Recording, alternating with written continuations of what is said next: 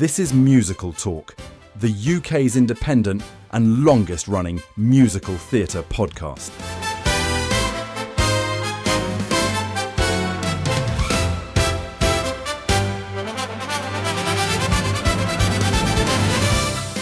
Hello, welcome to this week's episode of Musical Talk. My name is Nick Hudson. Thank you very much for joining me. I want to talk very briefly to you this week about Avenue Q, that is back in London.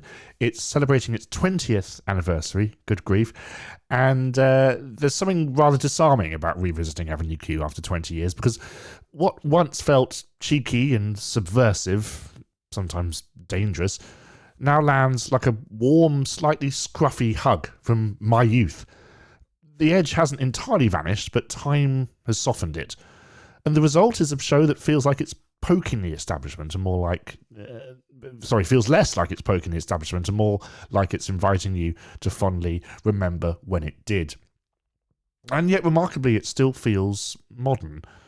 References to AI, Trump, and even Facebook Marketplace, that very strange place, slide into the world without jarring against the original material. And at the same time, there's a timelessness baked into the DNA of the wonderful score by Robert Lopez and Jeff Marks.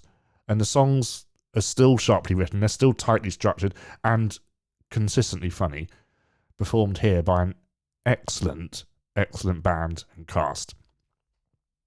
There are small cultural shifts along the way. The Gary Coleman joke, it doesn't quite land with a London audience, I think. I don't think it ever did, really, in the way that it might do in New York. Though, for those in the know, it still earns a smile. And the concept of a mixtape now requires explanation, updated neatly into a Spotify playlist, which feels like an organic and necessary tweak. One omission that's a shame, however, is the absence of the London-specific interval number featuring toilet-bound puppets, which was added in the London production in the interval, where they had filmed footage of, I believe, Matt Lucas making a cameo. And it would be nice had they kept that, but obviously they haven't. And musically, it much remains faithful to the original, although there are some enjoyable updates. I think there was Life Outside Your Apartment that benefits from a refreshed orchestration and a playful new dance break that borrows from stomp-style rhythms, with Trekkie Monster gleefully bashing his trash can lids, a nod that feels inventive and affectionately Sesame Street adjacent when it comes to referencing Oscar the Grouch. Not all changes feel as essential. There's an added line referring to Mrs. Thistletwat, with a particularly strong expletive that seems designed to almost restore the shock value, but I think it tips it into kind of unnecessary territory, and that expletive does begin with the letter C. This show is brought to you by the letter C. No, it's not. What becomes most apparent there is how the show retracts differently depending on where you are in your life. For those who grew up with it, there's a clever, almost meta quality to the experience.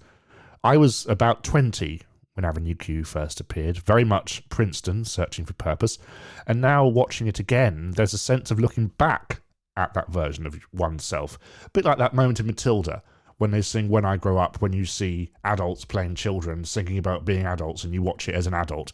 It's works wonderfully. And that nostalgia is potent, but not cloying. And at the same time, it's heartening to see a new generation discovering the show for the first time, laughing at the same jokes that still land and connecting with the themes that remain relatable. The cast are, as I've said, brilliant, uniformly strong, with particular praise for Emily Benjamin as Kate Monster and Lucy the Slut. And that dual role is always a challenge, but here it's handled with impressive clarity, especially in moments where she is voicing one character while physically operating another. As ever, your focus is drawn primarily to the puppets, but the visible presence of the puppeteers continues to be part of the show's unique charm rather than a distraction. Structurally, the show's weaknesses are still present, however. Act 1 remains a slightly uneven build, culminating in a surreal nightmare sequence that feels like a natural curtain moment. Yet instead, it gives way to a ballad ending. The beautiful ballad, there's a fine line, but it just ends. Act 2, meanwhile, has the tendency to meander, these are not new issues, but they're perhaps more noticeable now, viewed through my older, more critical eyes. Visually, though, the production is a treat. The set is beautifully detailed, with miniature interior scenes sliding out from windows, playing cleverly with the scale. And the use of screens adds a lively Sesame Street-style texture. Whether or not that was part of the original production, I can't remember, but it works extremely well here in a particularly witty moment where purpose transforms into propose. And then there's fantasies come true. Staged with real theatrical flair, the little tiny beds become rockets soaring into space as bubbles fill the auditorium. It's joyful, imaginative, and exactly the kind of moment that reminds you why theatre can be magical. Ultimately, this anniversary production is very strong. It's a confident revival of a show that has aged more gracefully than you might expect.